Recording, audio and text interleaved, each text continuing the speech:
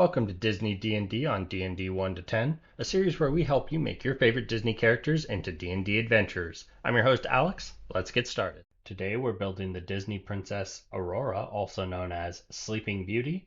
We will be going 10 levels of Circle of Dream Druid with Variant Human. If you don't want to do the step-by-step follow along, feel free to look in the description as the build for D&D Beyond will be linked. Let's get started.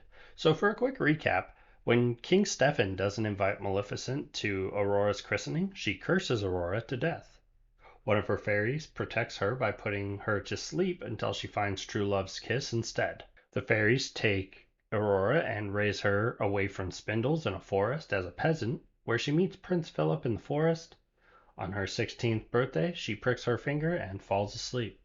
The fairies help Prince Philip find Aurora's power, protected by Maleficent, which he slays and gives Aurora a kiss, breaking the curse, and they live happily ever after. So for the build, we want to really implement these three gifts: song, beauty, and happiness.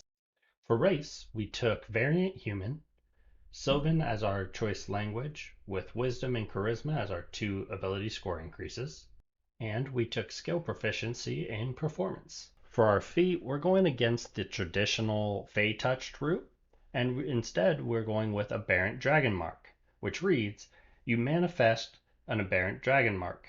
Determine its appearance and have a flaw associated with it. This increases our constitution by 1. We learn the Dancing Light cantrip and Sleep, and Con is our modifier for these spells. When we cast Sleep using our mark, we can expend one of our hit dice and roll it.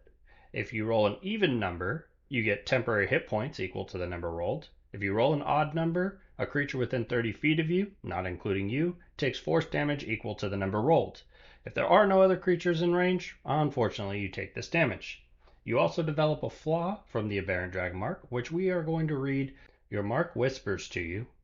Its meaning can become unclear.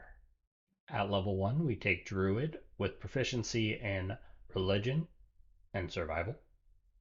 Our cantrips will be Shillelagh and Create Bonfire, and our first level spells will be Charm Person, Fairy Fire, Good Berry, and Healing Word. We will do Point Buy, and our stats will read 8 Strength, 14 Dex, 14 Constitution, 8 Intelligence, 16 Wisdom, and 14 Charisma. As for background, we are going with Fey Lost, because the fairies actually raise her outside of the castle, giving her proficiency in Persuasion and Deception, and she will be Chaotic Good with Feywild Connection and a flute.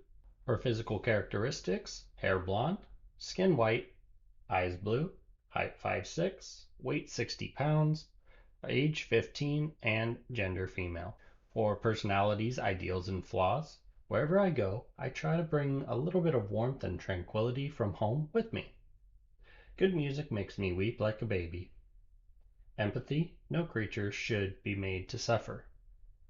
I can't bring myself to harm a Fey creature, either because I consider myself as one, or I fear the repercussions.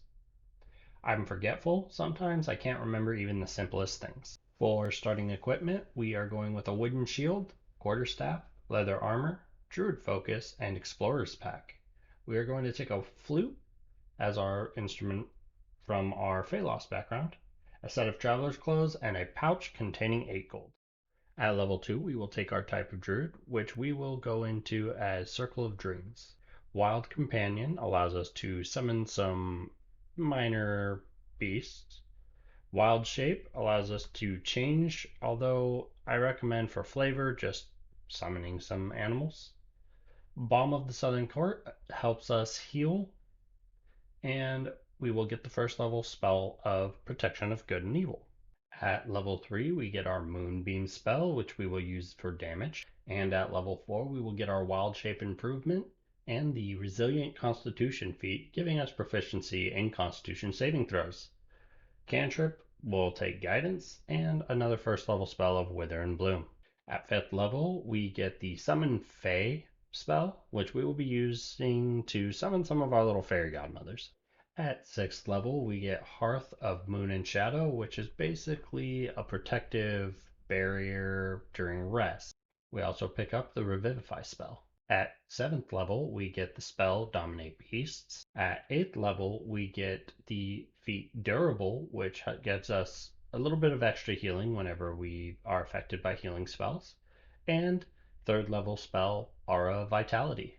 At 9th level, we get Summon Draconic Spirit and Awaken, which are two thematic spells for Sleeping Beauty, as we essentially get to summon Maleficent, or we can just summon a few magical plant creatures. At level 10, we get Hidden Paths, the Resistance Cantrip, and Tree Stride for extra mobility. We hope you enjoyed the video. The link to the D&D Beyond build is in the description below. Feel free to comment about what you did, and hopefully this build didn't put you to sleep.